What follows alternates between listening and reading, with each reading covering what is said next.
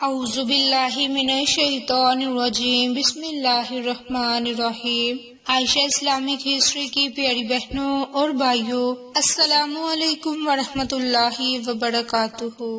تمام تعریفیں اللہ کے لیے، وہی نیک لوگوں کا ولی ہے۔ میں گواہی دیتی ہوں کہ اللہ کے سوا کوئی معبود برحق نہیں، وہ یکتا ہے، اس کا کوئی شریک نہیں، اور میں یہ بھی گواہی دیتی ہوں کہ حضرت محمد مصطفیٰ صلی اللہ علیہ وآلہ وسلم اللہ کے بندے اور آخری رسول ہیں۔ یا اللہ ان پر اور ان کی آل پر اور تمام صحابہ کرام پر اپنی رحمتیں، برکتیں اور سلامتی نازل فرما، آمین۔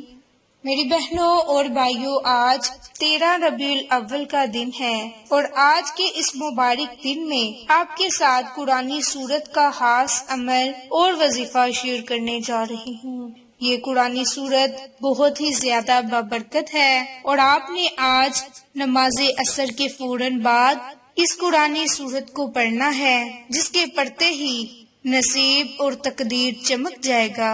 یہ موقع سال بعد ملے گا، تو آپ اس موقع سے فائدہ اٹھا لیں۔ تو میری بہنوں اور بھائیوں، جس قرآنی سورت کا ذکر میں آپ کے ساتھ کر رہی ہوں، وہ قرآنی سورت کوئی اور نہیں بلکہ سورت الحمد ہے، یعنی کہ سورت فاتحہ۔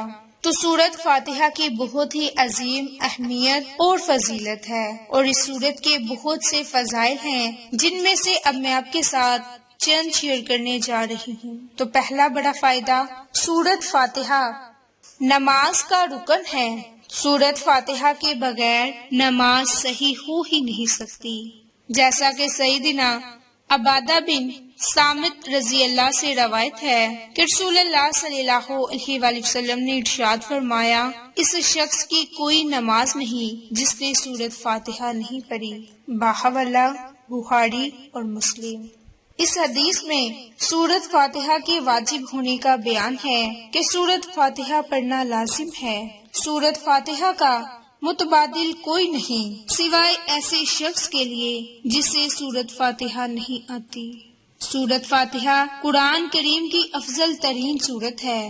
سیدنا ابو ہریرہ رضی اللہ عنہ سے روایت ہے کہ رسول اللہ صلی اللہ علیہ وآلہ وسلم نے ابی بن کعب رضی اللہ عنہ سے فرمایا، کیا آپ یہ پسند کرتے ہیں کہ میں آپ کو ایسی عظیم سورت سکھاؤں کہ اس جیسی سورت نہ تو تورات، نہ ہی انجیل اور نہ ہی زبور میں یہ نازل ہوئی؟ تو حضرت ابی بن کعب نے کہا، جی حضور۔ تو اللہ کے حضور نے یہ سورت سکھائی۔ تو آپ صلی اللہ علیہ وآلہ وسلم نے فرمایا، تم نماز میں کیسے قرات کرتے ہو؟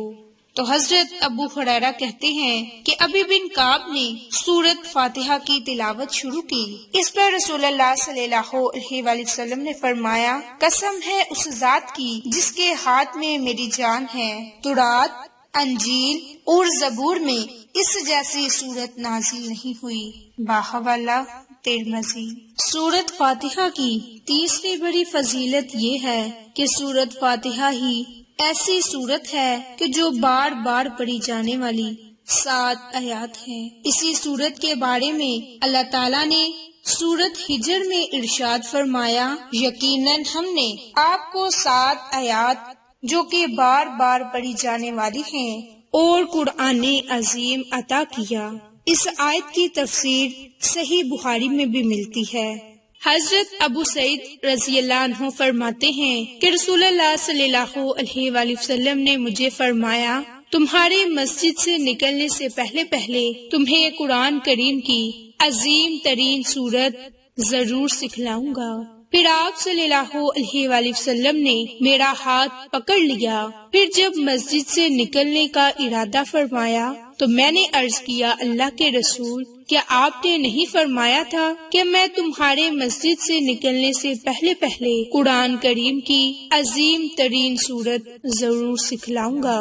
تو آپ صلی اللہ علیہ وآلہ وسلم نے فرمایا، وہ عظیم سورت الحمدللہ رب العالمین ہے، اور یہی سورت سبیع المثانی ہے، اور مجھے دیا گیا قرآن عظیم۔ اس سورت میں اللہ تعالیٰ کی حمد و ثنا اور بزرگی بیان کرنے کو بارگاہ الہی میں وسیلہ بنایا گیا۔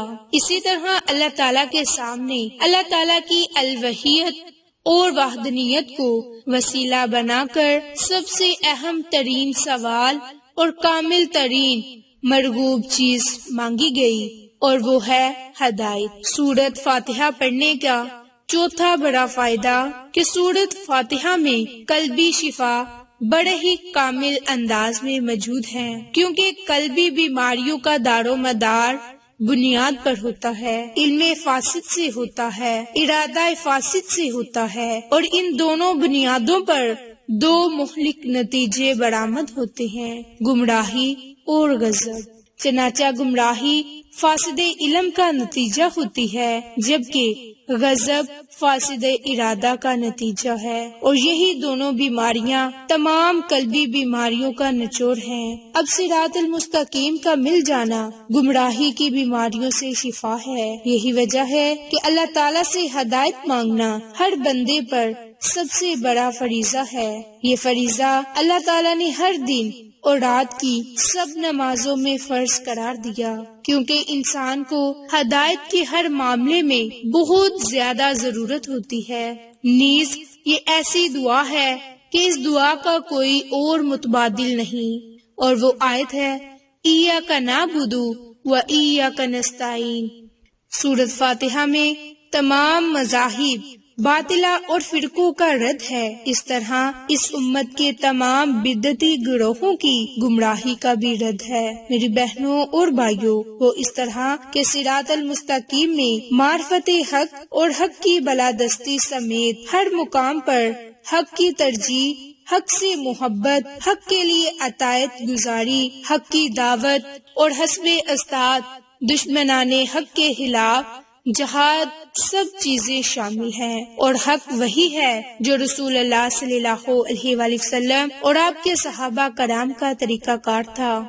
میری بہنوں اور بھائیوں، سورۃ فاتحہ میں سابقہ تمام آسمانی کتابوں کی تعلیمات موجود ہیں۔ سورۃ فاتحہ ایک بہترین دعا بھی ہے، جو کہ سورۃ فاتحہ کا خلاصہ یہ ہے کہ سورۃ فاتحہ میں دنیا اور آخرت کی ہر قسم کی خیر اور سعادت موجود ہے۔ اس لیے اگر آپ چاہتے ہیں کہ آپ کامل شفا، مؤثر دعا، بہترین دم، خزانوں اور کامیابیوں کی کنجی، جسمانی طاقت کی محافظ، غموں، پریشانیوں، خدشات اور مشکلات کے لیے تریاق صرف اور صرف سورۃ فاتحہ ہے۔ البتہ یہ تمام چیزیں اس شخص کو حاصل ہوتی ہیں جو سورۃ فاتحہ کا حقیقی مقام جانتا ہے۔ تو میری بہنوں، اگر آپ ان تمام فوائد سے مستفید ہونا چاہتے ہیں تو آج اس سورت مبارک کا یہ عمل، یہ وظیفہ لازم کر لیں، اور اس سورت مبارک کو آج 13 ربیع الاول کے دن نماز عصر کے بعد صرف اور صرف 21 مرتبہ پڑھ لیں، اور اللہ تعالیٰ سے کسی بھی جائز مقاصد کے لیے دعا مانگیں۔ اس کے علاوہ اگر آپ ان تمام فوائد سے مستفید ہونا چاہتے ہیں تو آپ یہ عمل لازم کریں، اور اگر مزید اچھی ویڈیوز جاننا چاہتے ہیں تو ہمارے اس چینل کو سبسکرائب کریں۔ جزاک اللہ۔